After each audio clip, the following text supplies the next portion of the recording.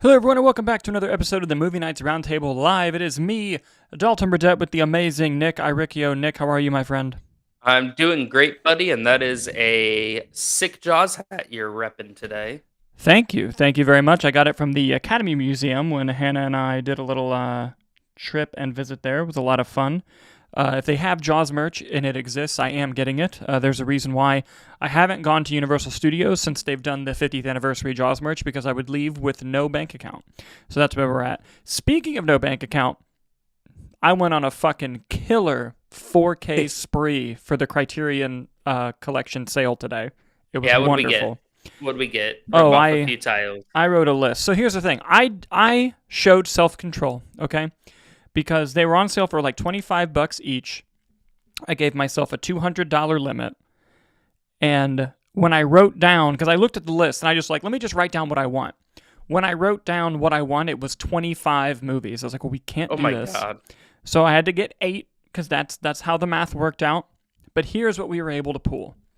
Barry Lyndon, which is a Stanley Kubrick movie, No Country for Old Men, Thief, Punch Drunk Love, Seven Samurai, The Princess Bride, the original Godzilla, and Paris, Texas.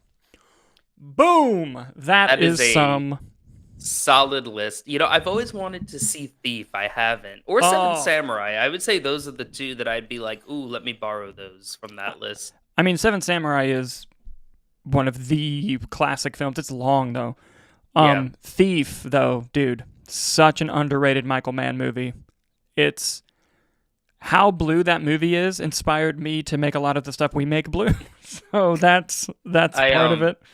I found my old list of stuff I wanted to pick up. Last one that I didn't. I've got The Blob, Blood Simple, Being John Malkovich, Moonstruck, and Mikey and Nikki.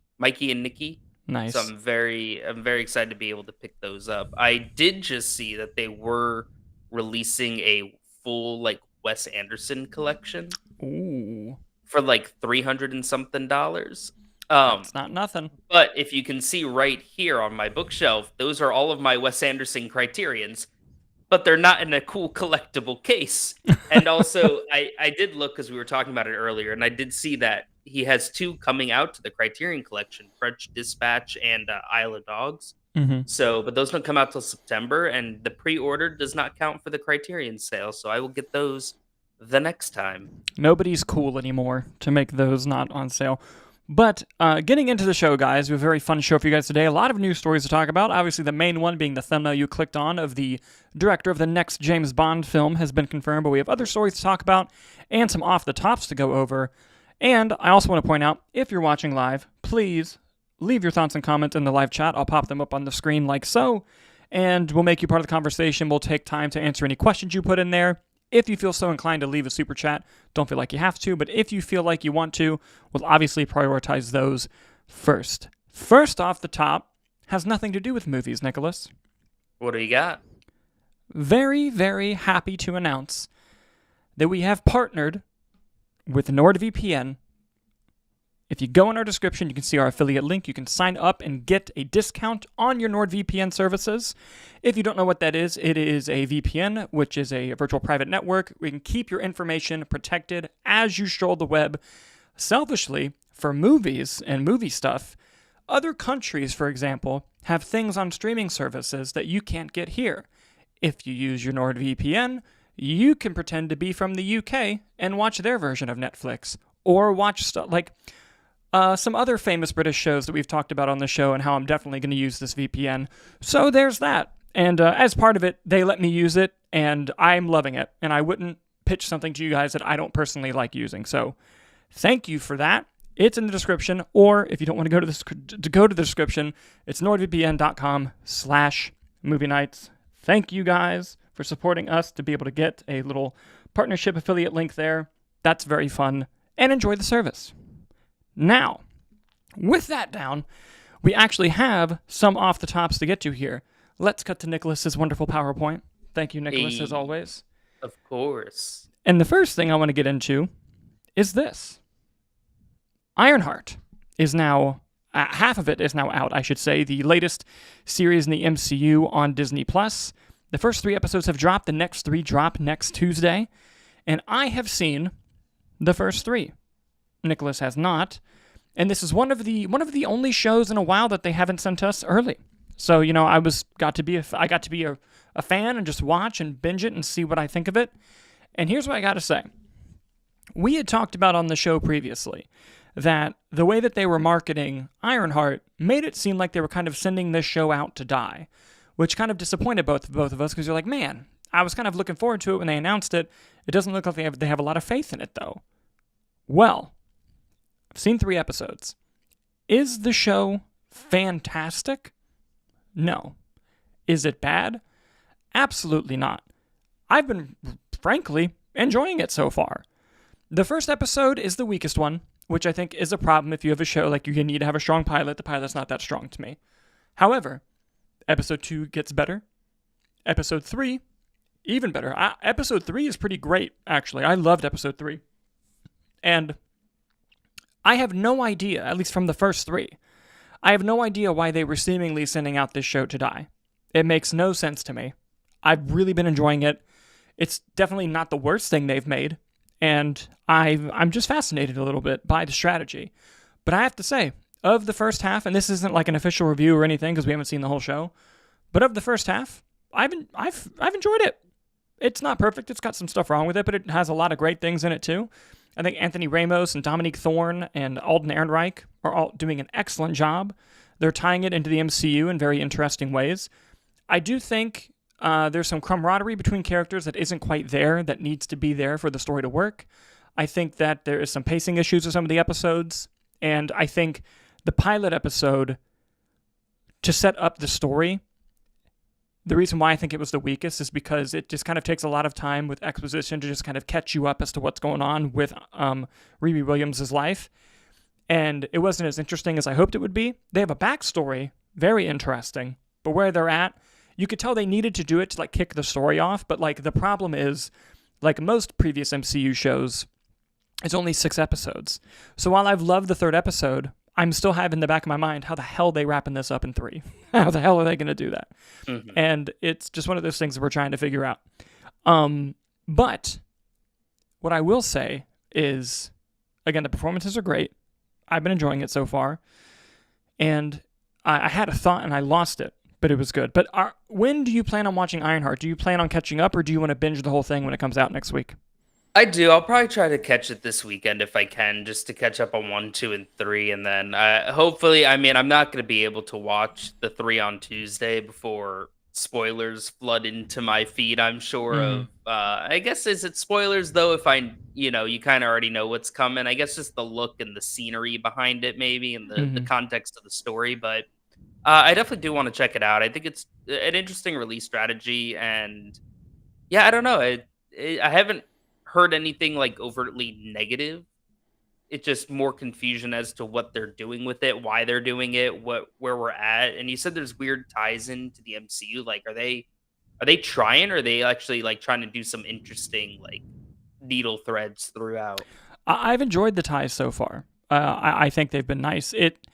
In the beginning, it felt like just trying to remind you that it's in the MCU, but by the 3rd episode, the story that they're telling is starting to get a lot more interesting. Again, if they nail these next 3 episodes, I think you have a solid show on your hands, and I have no idea why it looks like they sent the show out to die. Granted, do you like it more than like the first 3 of Echo, for example? Good question. I know that's hard because you're such a big Daredevil fan, right? Like, that's a little bias there. But here's what I will say. I like the character of Echo more. The first 3 of Ironheart were stronger than the first 3 of Echo. Okay, so you see how it wraps up, and then now if they drop the ball in this second half, then they had me in the first half and then they lost me. But if they nail it, then this is a solid show. Like, I don't understand where a lot of the... Well, I do understand it because people are terrible, but it's just one of those things that happens. But yeah, that was just some brief little thoughts on the first 3 episodes of Ironheart there. We have another off-the-top story to get to. Was it last year or earlier this year when they re-released all the Spider-Man movies? I think it was late last year. I think around the holidays. I'm pulling that from nothing, to be honest. It might have been earlier this year.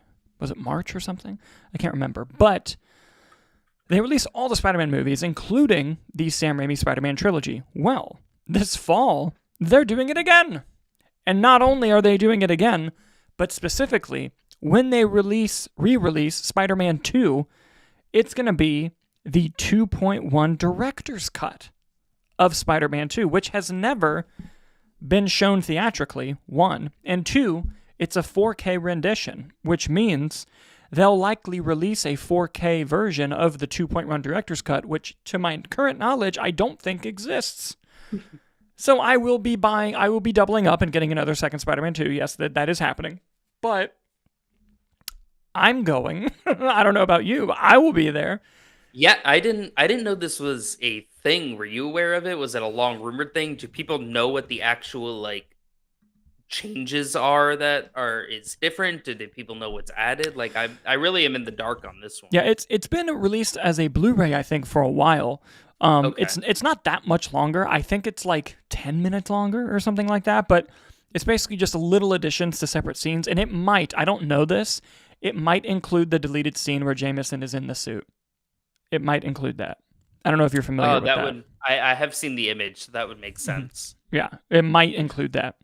So, yeah, I think that's exciting. Now, granted, it is a Fathom event, so it's going to fucking cost, like, who knows how much money. But regardless, I will be there. I will be there to do it. Listen, Sony is just trying to keep people happy because they keep delaying Spider-Verse, and the Sony Marvel movies sucked.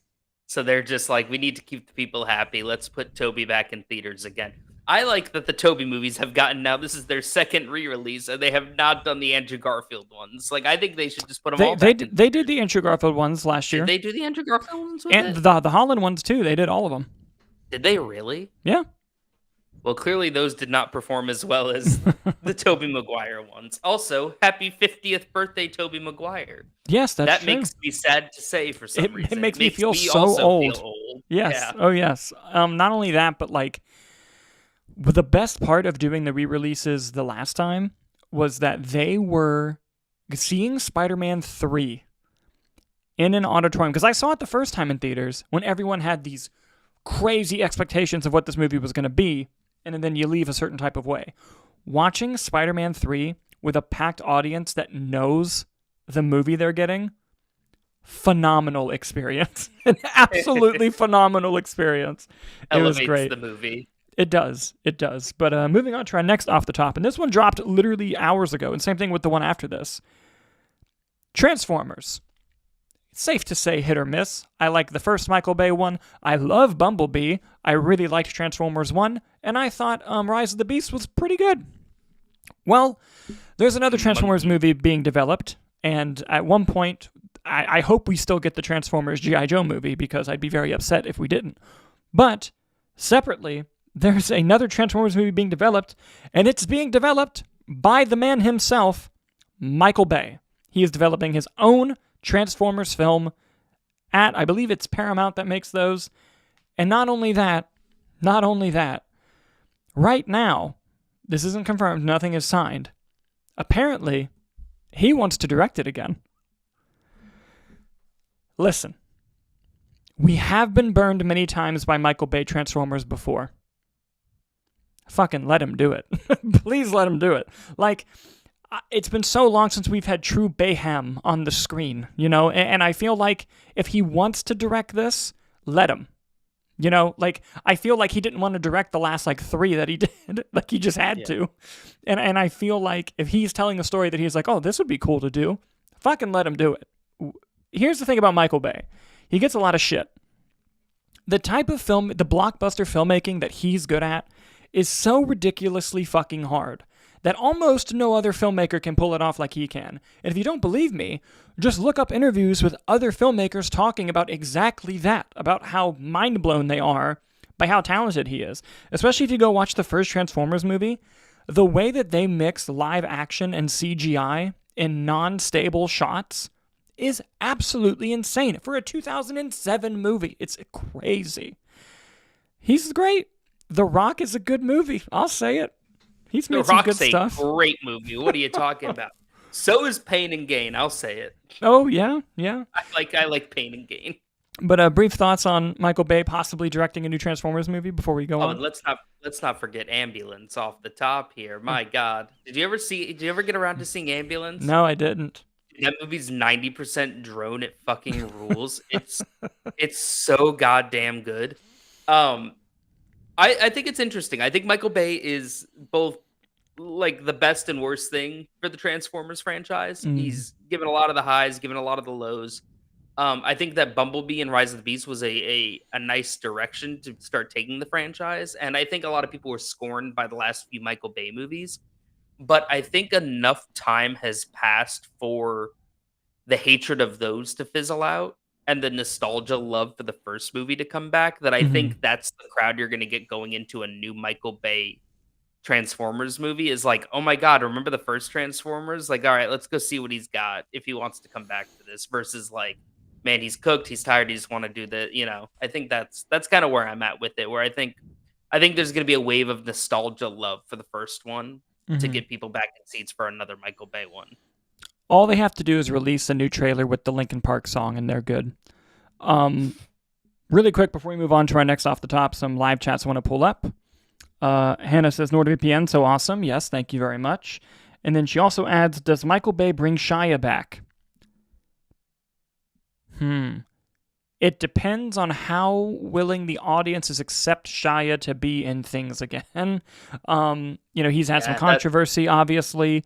But not only that, the most recent film he was in was Megalopolis, and it's a historical flop. So even if you were going to go on the comeback train with him, he's not making a good argument for himself as to why he should be brought back to Transformers. So we'll have to see how that goes. yeah, you got to take a temperature check on that. Exactly. I don't remember the fate of a lot of the characters, but his Megalopolis co-star John Voight's in it. Oh my God.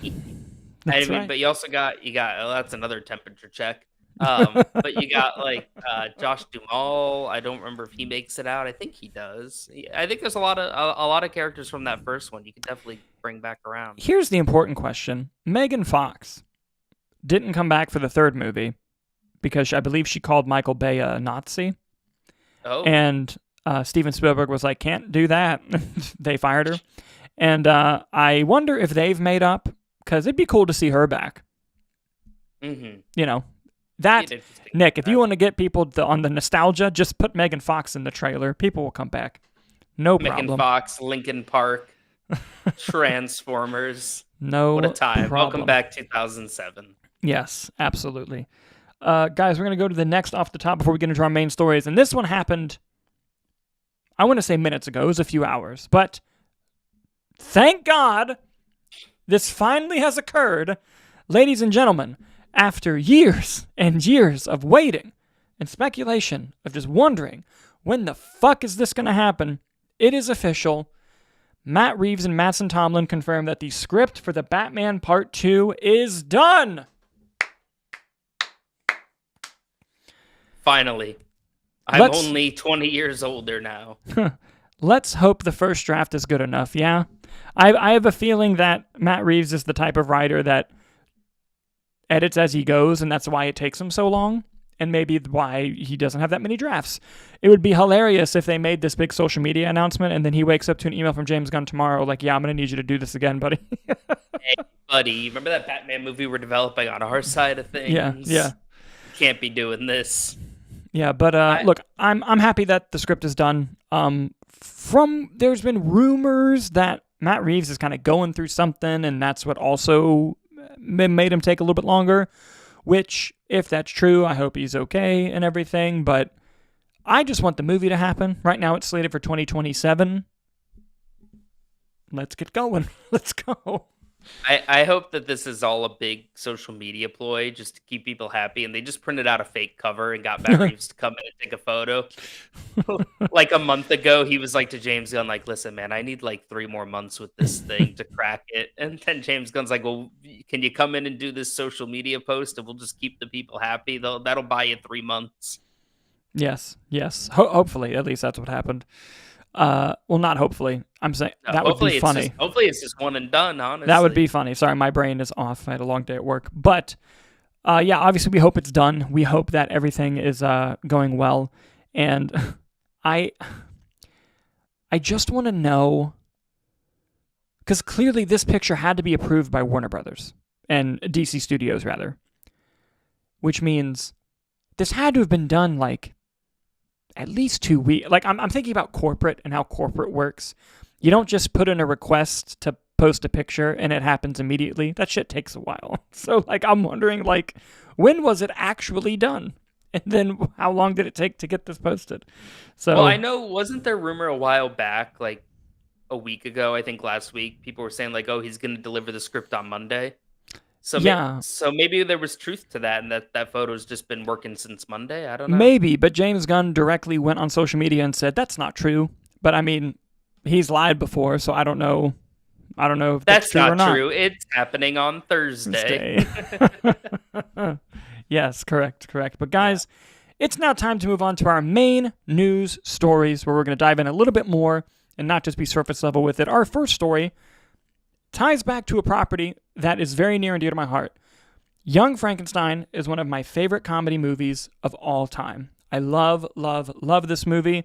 My mama, who like got me to love movies, also loved this movie. She's the one who like showed it to me. It's a great movie, and it's a great comedy, which a lot of comedy filmmakers forget they need to make a great movie too. But on the heels of Mel Brooks announcing that Spaceballs 2 is officially happening, there are updates for the world of Young Frankenstein as well. And that is a new series that's being developed. And here are the details. Coming to us from Deadline, a Young Frankenstein reboot series in the works at FX, which will be on Hulu the next day. That's the big pitch with them. It will be titled Very Young Frankenstein. It's created by the team behind What We Do in the Shadows. That's obviously the most exciting part about this. It will be obviously executive produced by Mel Brooks and Taika Waititi to direct the pilot episode. This is what I'm talking about. Now, Taika Waititi recently hasn't made something good in a hot minute. I did not like Next Goal Wins. I don't hate Love and Thunder as much as everyone does, but I don't think it's very good either. But least we forget, this is still the guy that gave us What We Do in the Shadows, the movie, The Hunt for the Wilder People, Jojo Rabbit, which is an all-timer in my opinion, and Ragnarok even. He's still cool, you know? It's still cool. I hope that this is a project he can really get behind and really love and kind of show those creative muscles that we loved seeing back when he was really blowing up in like 2017 with Ragnarok. I have no idea what the story's going to even be, considering what the movie is. Frankenstein, that's all I know, is going to be involved somehow. But, Nick, I want to throw it over to you. What are your thoughts on this series, and do you think it'll be good, or what? I just want to get your thoughts on this. I mean, it's definitely a lot of interesting opportunity, right? Because obviously we're not going to get to the whole Frankenstein monster of it all, right? Because that happens in the movie.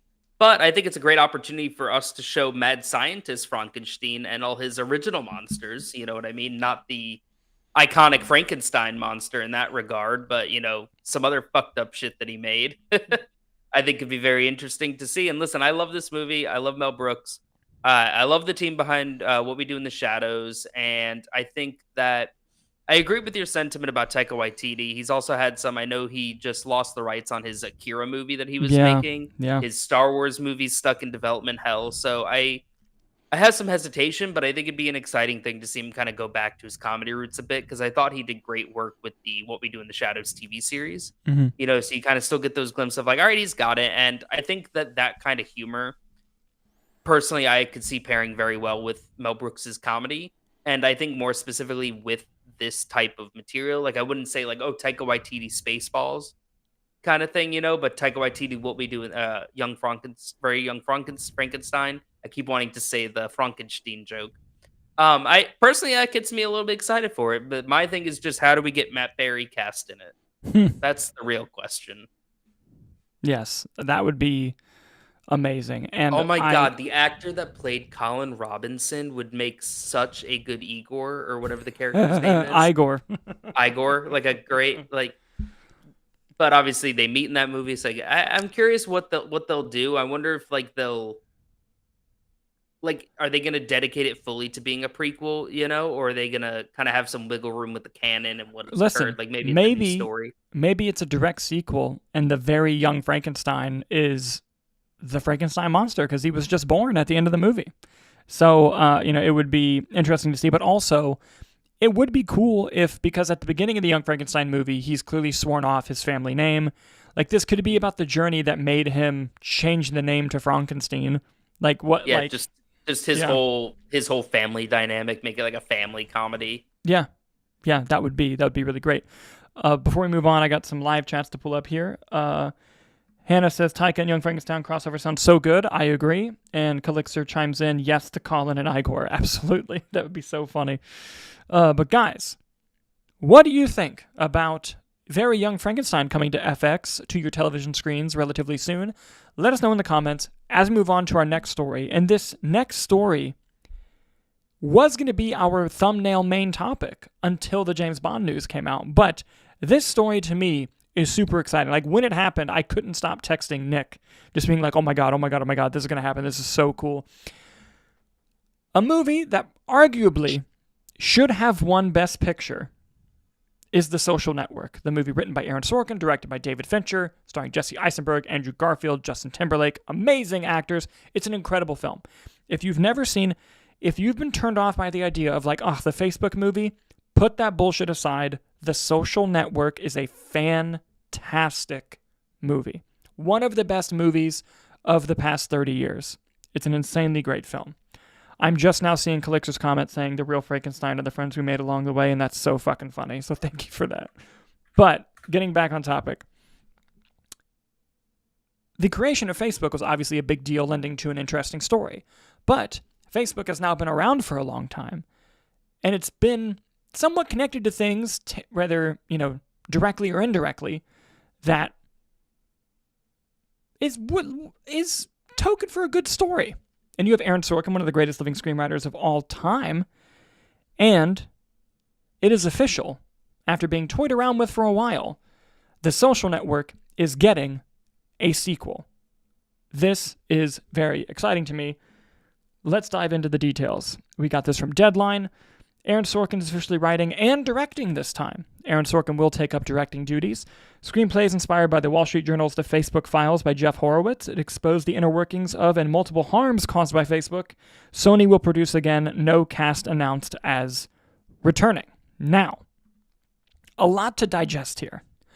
1. Do I think that Aaron Sorkin is a good filmmaker? Yes, I liked Molly's Game. I like The Trial of the Chicago 7. He directed another film that I did not see, but I liked both of those films. Is he David Fincher? No. So that is a little bit disheartening, especially if they're going to be diving into like violence caused by Facebook. I think David Fincher would be a better director help to suit that. But, he's too busy directing a Tarantino sequel. Interesting. He'll make any movie but a sequel to his own. Yes.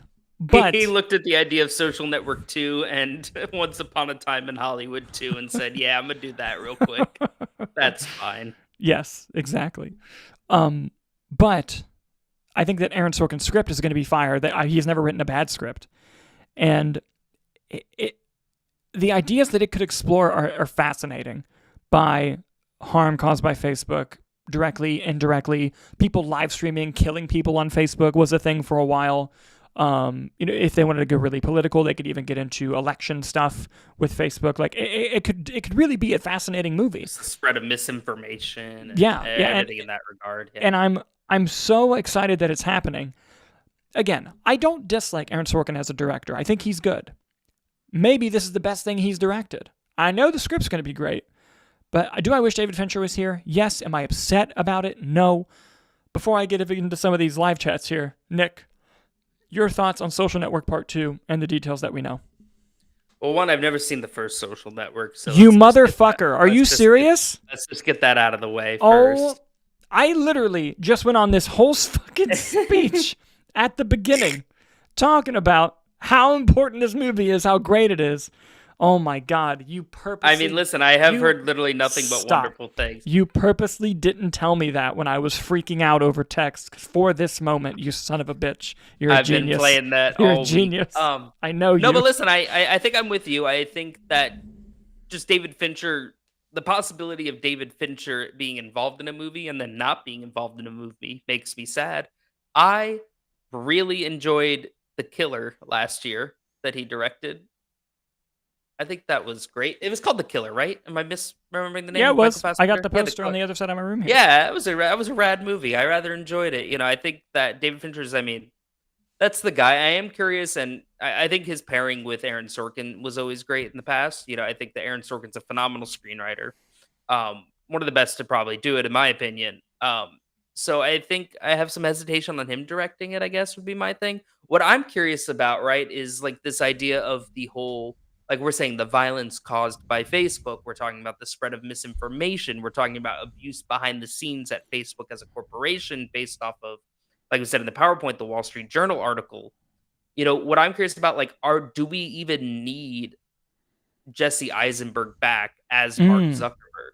Like, is that even really like, is the social network not necessarily about the creation and Mark Zuckerberg, but it's more of like, here is this social network that now exists, and you can just pluck a story and make one up about how people have been affected and how their lives are intertwined with it. And I don't even know if you necessarily need a Zuckerberg character to tell that story.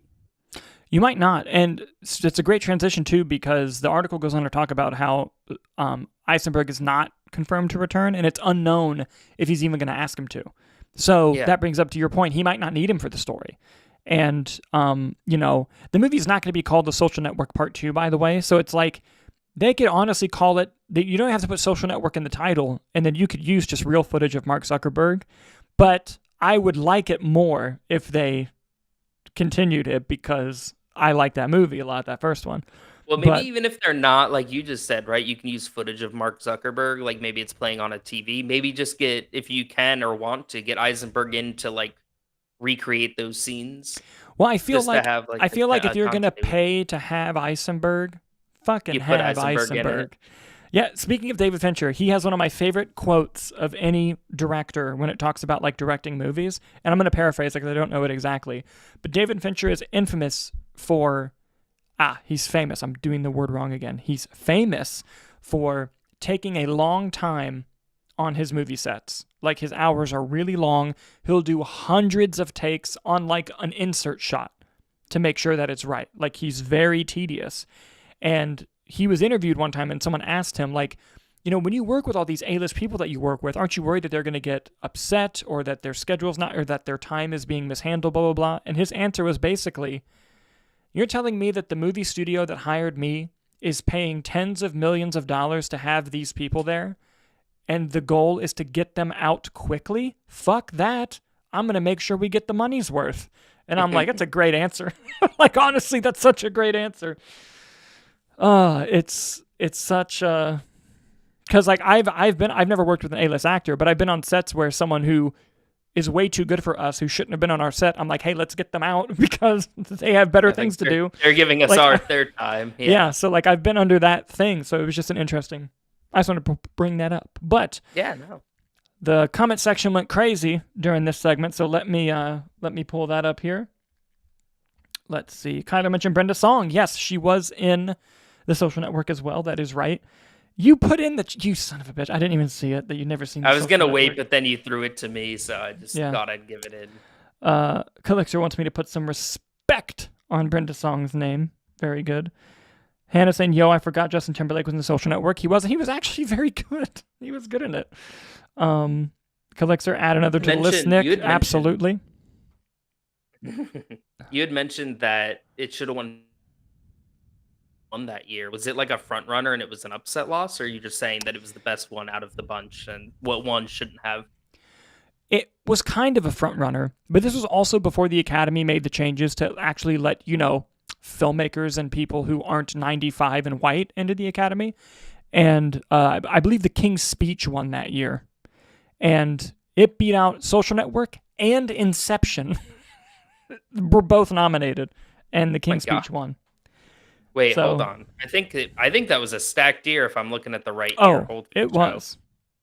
Hold on. You can keep reading through the comments if you want. Okay. When I get to a stopping point, just bring up what was nominated. Yeah. Calixer asked, what has Sorkin directed? So he directed Molly's Game, which is a very good movie. He directed The Trial of Chicago 7, which is also great. I think the other movie he made was The Eyes of Tammy Faye. I could be completely wrong about that, but I think he directed that. I haven't seen that movie, but... Oh, and he directed Being the Ricardos, I didn't see that either, but I loved the movies I saw him make. Those were good. Molly's Game and Trial of Chicago 7. I liked Trial of the Chicago 7 quite a bit, I'll be honest with you. Yeah. Hannah also asks, so does Meta/Facebook have to buy off for what goes on in the movie, or do they allow to show all the bad Facebook stuff? So, basically, when you have a legal situation of you want to say things that could go negatively, how do you get around it without being sued for defamation? It's a very good question. I'll use The Apprentice as an example, because the movie The Apprentice, which stars Sebastian Stan playing Donald Trump, in the movie makes the accusation that, spoiler alert if you haven't seen The Apprentice, makes the accusation that Donald Trump sexually assaults his first wife or his second wife, one of his wives. And obviously, that could be grounds to sue someone for defamation if you're making that claim. However, you have to prove that that claim is coming from a source that's reliable. So what they did is they found an old court record where his wife actually filed to a court officially. It was either a police report or something filed in court, might have been a civil thing, that the accusation occurred. So because that existed somewhere, even though I believe the case was either settled or dropped, since it existed somewhere, you can put that in the movie because it is in public record that this might have occurred. And since you're making a movie that doesn't have to be, it's not documentary standard, you can do that and not get in trouble because you're like, look, we're not pulling this out of nowhere, you know? And so the same thing would have to happen for The Social Network Part 2, where, because I believe they said it's inspired by the Wall Street Journal's The Facebook Files. So clearly whatever's taken from that, which is also on the due diligence of Wall Street Journal, if Wall Street Journal was not sued, then Aaron Sorkin will not be sued either. So there's a lot of legal at play, but that's kind of how it works there. Let's see. Turnip Head says, Nick, you've never seen Andrew Garfield break a keyboard? Spoilers, Turnip Head. Come on. Is that like a big spoiler? It's just an amazing scene. It's amazing. Gotcha. Yeah. Kyler says, Dalton in the word infamous. Dude, I know. I need to go back to school. Turnip Head says, Justin Timberlake in Social Network or Trolls? Now that is the age-old question right there. Well, no, there's a very clear answer. It's Justin Timberlake in Time. God damn it. Yes. That movie rules, first off. I have not seen it in years. It probably sucks, but I remember really enjoying it. Here's the thing. The concept rules, when you talk about things that need to be remade, would love to see a remake of In Time. Or even as a series. Because the world was cool, the concept was cool.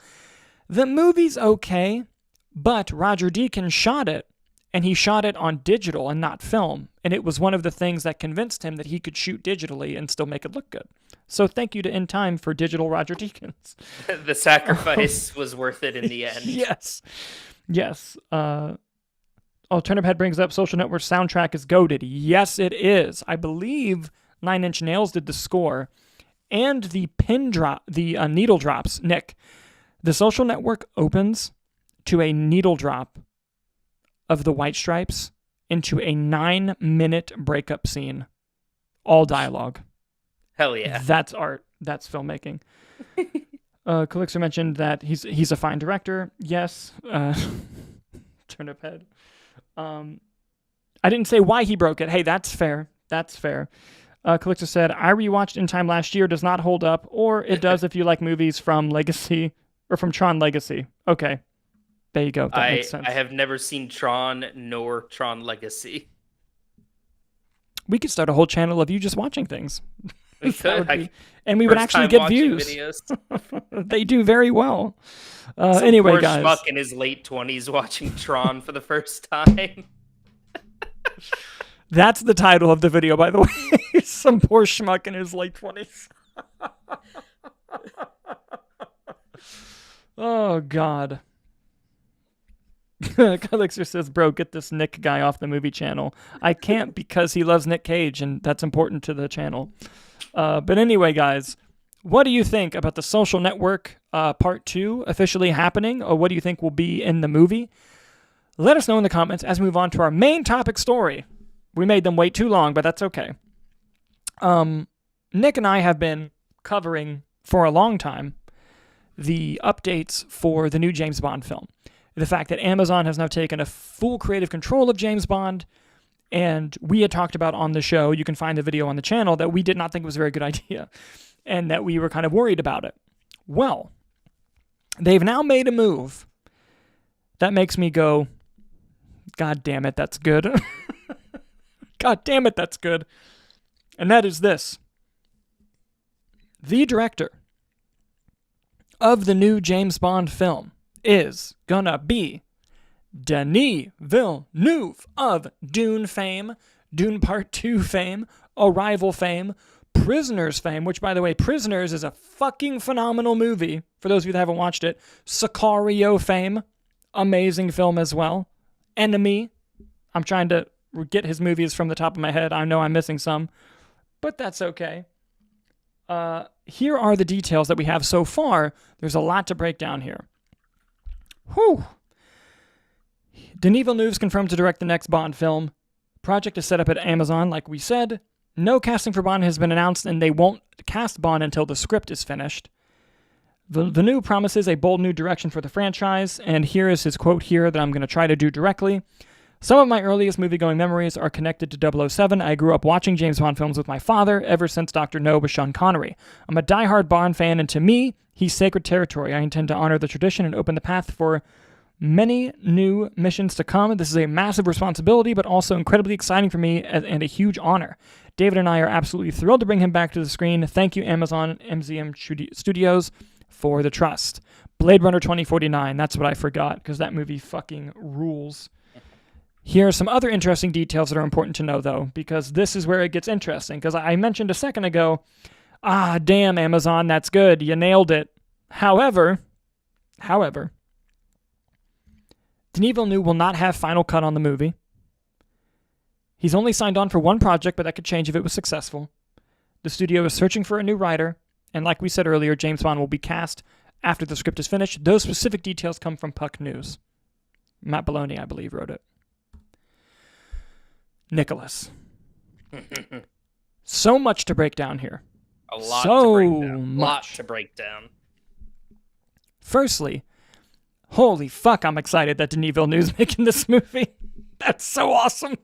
It's so awesome. And I've seen, God, what is it with fucking horrible takes online that I've seen recently? But I've seen takes online about Denis Villeneuve making this movie of people saying, oh, but James Bond needs to have great, like, gun shootout action scenes. They didn't watch Sicario.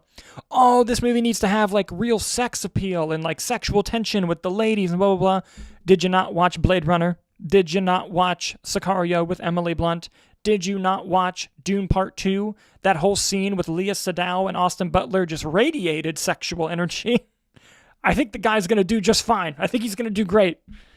And I am very excited about this. What worries me is he doesn't have final cut. And I'm not sure he's ever really had final cut, really. But I know that the studios aren't dumb enough to, like, push him out of the editing room.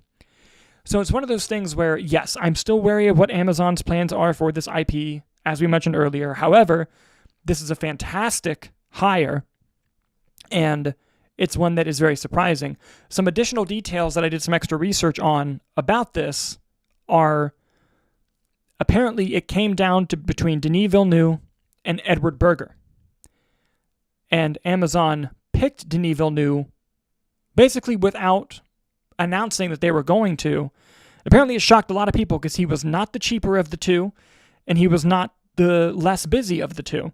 Like, he's working on a ton of stuff right now. But that's the deal that they made. That's what they planned. And then Variety even released a piece earlier today saying that they even thought about offering it to Christopher Nolan, but Christopher Nolan refused to not have final cut on the movie, so they went to his buddy Denis Villeneuve. I don't know how true any of that information is. I mean, I know Variety, and I think it was either Deadline or THR that talked about the other thing with Edward Berger. Might have been Jeff Snyder. But I don't know how true those things are, but it is stuff that I have heard.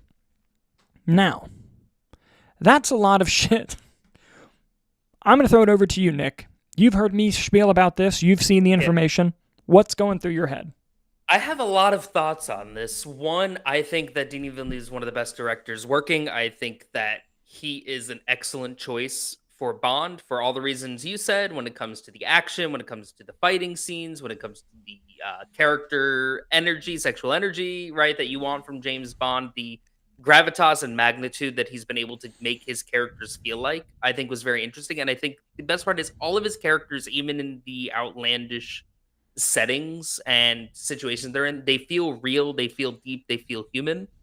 Even like with the Austin Butler character, or even the Baron character in Dune, right? You're thinking like, oh, it's gonna be ridiculous, but you have like like it's a very deep, rich, complex character, and I think that's very exciting, especially when it comes to a Bond villain. I think that they're gonna knock it out of the park this time.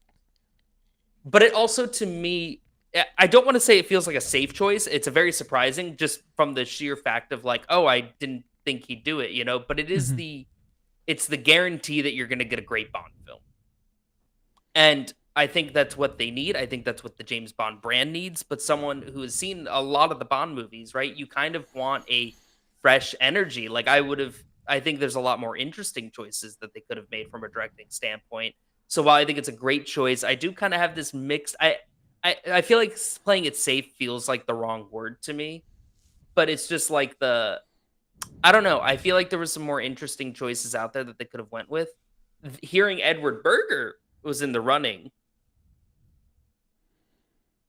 I almost would be more interested. Mm. You know, he did Conclave, All Quiet on the Western Front. I think that he's an excellent director, and I think that would have been kind of like, I kind of wish the outfield out of this was like, oh, they got a big name for it, and that got me excited. I kind of wish, like, my feeling is I kind of wish it was like an interesting choice, or it'd be like, yo, they're making a Bond movie. What do you mean, you know? But again, that sounds like I'm shitting on it. I think it's a great choice. I'm very actively excited about it. And here's where that all kind of flip that. I hope that the Bond casting choice gives me that feeling. Mm.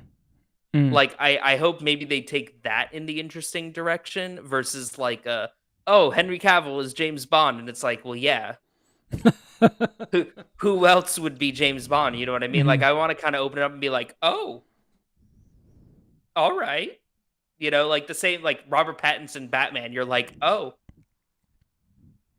and what are we doing here? You Yeah. know, I think that's the feeling that I want from Bond. But again, can't reiterate it enough. I think Denny's gonna knock it out of the park. Clearly, he has a reverence for the franchise. And I saw a great take online where someone was like, "I hope that he just does a Moonraker." Like Denny just goes totally out of left field with it. Mhm. That'd be But funny. I am very excited for the news. I hope that comes across. Yeah, no. I get what you're saying. And I think you're right in that Amazon just wants to make sure, like, they're under a lot of pressure to get this movie right. And they have the public opinion against them. So they have to get somebody who, like, if the movie fails, Amazon wants to be able to put their hands up and be like, we got an award-winning director. I don't know what you want from us, you know? And I feel like that's the position they're putting himself in. What's funny, if Amazon goes into this edit and just completely fucks this movie up, we are going to get a generational press tour run from Denis Villeneuve. Oh my God. That would be so Well, like, funny. well, yeah, because like you hear the name like Christopher Nolan in the running, and you're like, yeah, Mhm. Christopher Nolan should be in the running to direct every movie. And I Mhm. feel the same way about Denis. You know, like it's like that. But like, what were some of the like? Imagine if we had opened up and they said Matthew Vaughn's directing the next Bond. You know what I mean? Yeah. I listen. I'm saying that's a bad choice, No, so am but I. just kind of what? I am too. Yeah, but just like oh, Danny Boyle, like, you know, just these Yeah. random like names where you're like, oh, they have a unique style. I don't know. Those are bad choices, but the kind of thing where I'm saying where you're just kind of like, oh, versus like, yeah, of course, Denny should direct this. He should direct most movies, same way Nolan should. Yeah. Oh, we got an actually in the comments from Calixer saying, actually, Henry Cavill is the man from Uncle. Nice try. Very He good is point. the man from Uncle. That is a great movie, and there's only one person in that movie. Yeah, and Social Network, that person also, he was in there twice. So there's that. Here's what I want to do now. You mentioned that you want your Bond actor to be somebody who's like, oh, really? Them? I'm going to put you on the spot here because I have a choice that is exactly what you want, Nicholas. that no one's going to like my choice for Bond.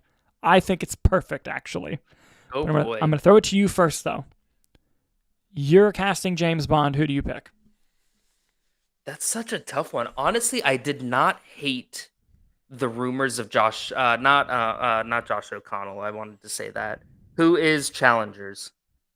Josh O'Connor and Mike Faced. Josh O'Connor. Who's Sinners? Oh, Jack O'Connell. Is that his name? That's okay. I think I combined the two. Mm-hmm.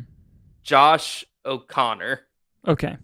From Challengers was a name I heard, and I thought that was a very interesting choice. I'll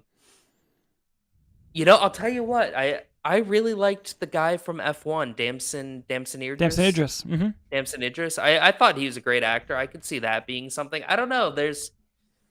I would say maybe those would be my kind of two. Henry Golding would be a very interesting choice. Where's I don't he know been? where has he been? He's going to be in The Old Guard 2 that comes out next week on Netflix. I know next that. week? Damn. All right. Yeah. I don't know. I feel like those would be some interesting choices there. I saw a list that someone put out of like Tom Holland, Harris Dickinson, and again, those were all like, oh, young and British. Well done. Now, granted, I named Well British done. as well, but someone I saw was Aaron Pierre. I thought that would be a good choice. But ooh, ready for my pick. Ooh, Aaron Pierre Bond? Yeah, that would be good. But here's my pick.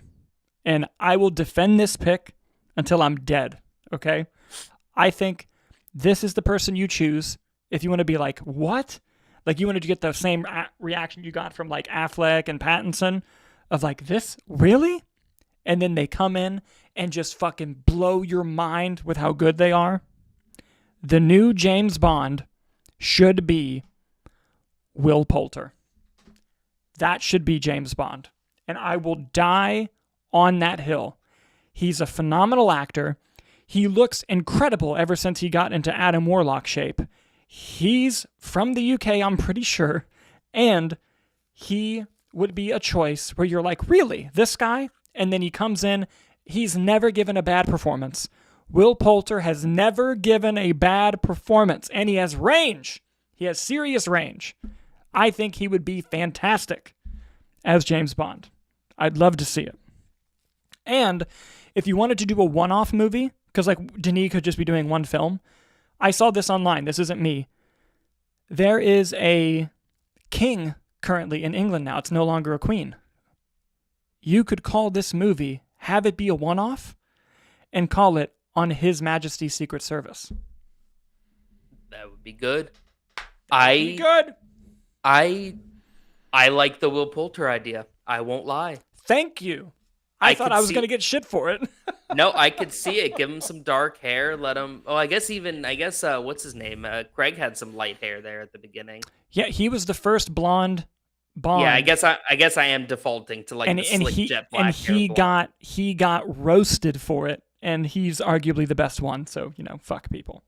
But I don't hate Will Poulter. I don't hate that choice. Can I tell you one that I saw that I didn't hate, but it would just be so funny to see the reaction online? Huh. Jonathan Bailey. Fierro, what are you doing here? Incredible Bond. No, but again, I hope that we get an interesting Bond choice. Me too. I think it'd be great.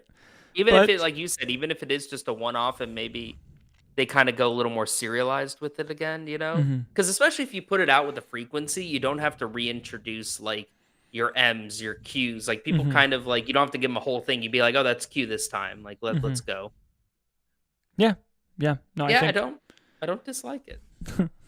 Hannah says Jonathan Bailey. Yes, of course. But Dancing through Bond. So here's the real question. Who should do the new Bond song? Who should do? I think that what's the band? Is it 9 Inch Nails that does scores now? They did Challengers. Yeah, 9 Inch Nails, yeah. I say let them do the score. I don't know about the song. That'd be cool. Who should do? While you're thinking, Hannah points out only if Jonathan Bailey has his slutty little glasses. That's fair. And Turnip Head says, Will Poulter is perfect at everything he does. Eyebrows has come such a long way. Yes, he has. All right, fine. We'll talk about eyebrow. Barry Keoghan Bond. Oh my God. Now, listen, let's go older. Let's do Peter Capaldi as James Bond. You're going to get eyebrows in there. I mean, here's the thing, and I guess what is Amazon willing to pay for, right? Because I think the Bond movies have They'll pay. Well, and that's where I'm going with this, right? You have the recent Bond movies have always been like picking people like, right, Billie Eilish did one, Adele did one. Who did the last one? Was that the one Eilish did? I think so. Did Billie Eilish do 2? No, I think she just did No Time to Die. Who did the one right before that? Was it Sam Smith? It might have been. I think it was him. So, I mean, I wouldn't be shocked to see like a kind of one of the more frequented pop stars now. Like, I wouldn't be shocked if they were able to tap like a Sabrina Carpenter. Just someone who's still in the pop culture. Yeah. I don't know if that is the right choice. I'm just saying, like, I wouldn't be surprised if we see a name like that, like a Chappell Roan, like a the Chappell Roan Bond would be such a chaotic mix. I know, that's kind of why I'm interested in it. Yeah. But no, like I wouldn't be shocked if they get someone to that extent. Like I would genuinely, honestly, would be shocked if it's not Sabrina Carpenter. Again, I don't know if that's the fit, but I'm not gonna say I wouldn't vibe with that. I hope it's just Skrillex. Going through the last of the live chats here, Hannah Heiler says, "Who should do the new song? Jonathan Bailey." Of course. Calixer says, "The Marias should do the song. Interesting choice. Very interesting." And then there's a fun argument about Jonathan Bailey with Turnip Head and Hannah going back and forth about if he's any good. Turnip Head says, "Sabrina Carpenter for Bond, y'all are wild for that." To be fair, Billie Eilish as a Bond was a pretty wild choice, and it's a pretty great song. It was very Oscar-winning song, I believe, if I'm not mistaken. And Calixer agrees that Carpenter should not do the song. I think that it's not even about Carpenter, but like she is the big pop culture name right now, and I think that it's going to be someone of that equivalent. Like I think they're going to be like, "Oh snap!" Like that's what we're doing. Like they got them. Yeah, I wouldn't be surprised if like Ariana Grande does it. I pulled up a link just because I was curious on some stuff, like what other people are saying. I've seen Dua Lipa a few times. I saw she's British. Well, just in general for the choices, I've seen Saint Vincent. I've seen Hozier. No, I don't want to host your song for Bond. Someone jokingly put King Gizzard and the Lizard Wizard. Lana Del Rey. There's quite a few that people are popping up here. I listen. I just pulled up a Reddit question thread. Yeah. Well, I think going back to the Sabrina Carpenter thing. I think if she wanted to pivot her image of what her current image is now to something else, the Bond song would be the thing to kick that off. Well, again, I'm not saying Sabrina Carpenter. I'm saying it's going to be like a huge name like that. Like they're going to I'm saying it's Sabrina Carpenter. You're doubling down on Sabrina I'm Carpenter? doubling down because I want to argue with people because I think that is a thing. Because what got me on that is Billie Eilish at one point had a certain brand and then she slowly got away from that brand and she kind of used Bond to help with that. So I think that there's going to be other things because with Sabrina Carpenter as well, what you can't deny is she's a fucking viciously talented singer. She's an excellent singer. She's got a great voice. The Bond Sabrina Carpenter song doesn't have to sound like a Sabrina Carpenter song. It just has to be a great song, which I think she can sing. Just have her voice. Yes, exactly. And I think that's possible. I don't know what Dula Peep means. It's obviously it's a reference to Dua Lipa, but I don't know the origin of that. Sometimes not being chronically online brings me peace in my bed when I sleep, and so we'll take it.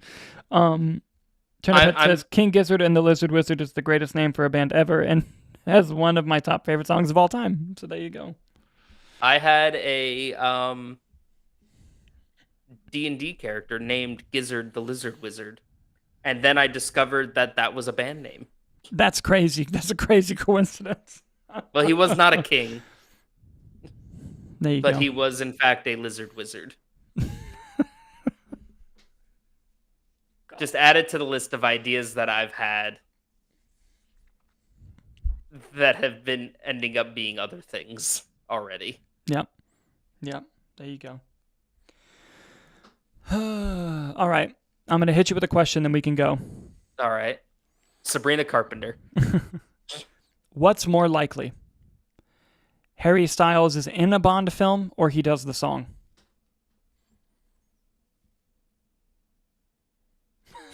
That's pretty good. Come on. That's pretty good. Not as Bond. Not as Bond. He's just in the film. He worked with Villeneuve's buddy Nolan. I'm just saying. I'm going to go that I think it's more likely that he's in the movie than doing the song. That's fair. He's been pivoting to his acting. He hasn't released really anything new in a while, and he's been doubling down on the acting, unless he wants that to be a return to form. Mm-hmm. But fair. I don't know. I would put my money on in more than doing the song. Yeah. What about you? I think I agree with you. I wouldn't be shocked if he's asked to do a song, and his response is, "Why don't I just be in it? That'd be cool." But look, after this whole conversation, it's going to end up being like fucking Lizzo or something. It's going to be amazing. But that's a great choice. What do you mean? Listen, I'm not saying she's not talented. She's very talented. Did you see her Mandalorian episode? Oh, dude, I blocked that from my brain. Oh my God. All right, listen, Megan Thee Stallion on a Bond song. Hear me out, okay? I feel like we got a killer song, okay? I think there would be. I don't know. Maybe they go old school. Maybe they go back. I mean, Paul McCartney did a song. Paul McCartney again. Yo, if they really want to get people hyped, let's get Paul and Ringo in the studio again. Can you imagine if they said the Beatles are doing the next Bond song? Oh man. They tried with Argyle. Yeah. Lizzie was, in fact, in The Mandalorian, Turnip Head. She was in an episode. Hold on, ready for Jack this? Black. I was going to say, not only was she in it, but so was Jack Black. They were in the same episode. Yeah, the two of them together. Yeah. But the interesting thing about that episode is there's two storylines happening. There's the Jack Black Lizzo storyline and then the Mandalorian storyline. And the Mandalorian storyline in it is really good. And then it's just bookended by just the weirdest thing happening. And Christopher Lloyd. Christopher Lloyd was in that episode. The actor? Oh, Turniphead says, I want answers to when Harry Styles is going to show up in Marvel again. Fucking welcome to the club. Get in line. Turniphead also says, Megan Thee Stallion stays booked and busy on Love Island. The Bond films can't afford her. True. I think Calixer might have nailed it and said Elton John. That would be a sick Bond song. That'd be a great Bond song. And he's like close to retirement. I could see him going out with a Bond song. And Calixer also adds, remember when Bill Burr played Bill Burr in The Mandalorian? He was from Space Boston. Yes, but here's the thing. His season 2 episode. Phenomenal. He actually acts in it, and he does very good. It's the best. It's one of the best episodes of the series. It is. But he's just Bill Burr in Star Wars, and it's better great. for it. It's great. But guys, that will do it for today's episode of the Roundtable Live. We will be back early next week. I believe it'll be a Tuesday show. Yes, it'll be a Tuesday show because we have a screening for Dinosaurs on Monday. So that'll be fun. But with that, guys, as always, thank you so much for watching. Don't forget to sign up for NordVPN using our link if you'd like to. I highly recommend it. And if you want to listen to our audio-only shows, please do so on your podcasting app of choice. And as always, guys, thank you so much for watching, and we'll see you on the next one.